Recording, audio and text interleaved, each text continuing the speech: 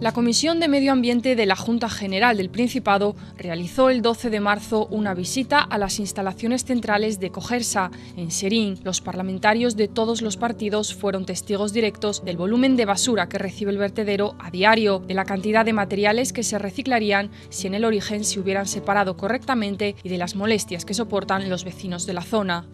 Cogersa les informó de los planes inmediatos del consorcio que conforman todos los ayuntamientos y el Gobierno del Principado. Lo esencial, continuar impulsando medidas para mejorar el reciclaje. Para ello se prevé invertir 60 millones de euros en la construcción de una nueva planta de clasificación de basura bruta. Su función será la de rescatar de la basura mezclada materiales reciclables tales como metales, plásticos, vidrio e incluso materia orgánica. El objetivo es dar un gran salto cualitativo muy importante en el cumplimiento de las exigencias legales, reciclar al menos 50% de los residuos municipales en 2020.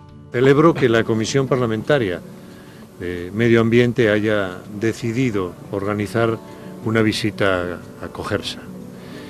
Cogersa es un dispositivo de mucha importancia en el Principado, de mucho interés.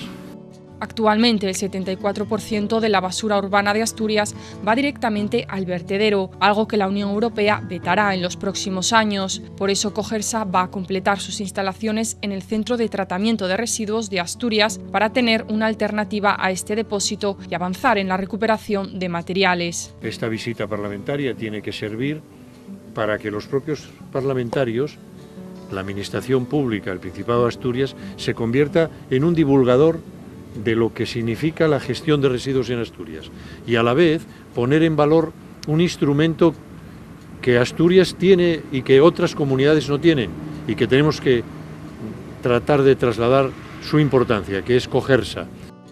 Los asturianos separan en origen unas 80.000 toneladas al año de vidrio, envases ligeros, papel, cartón, restos de comida y podas fundamentalmente. En 2 años se debería llegar a unas 220.000 toneladas. Sin embargo, el reciclaje aumenta a un ritmo mucho más lento, de entre el 3 y el 4% anual.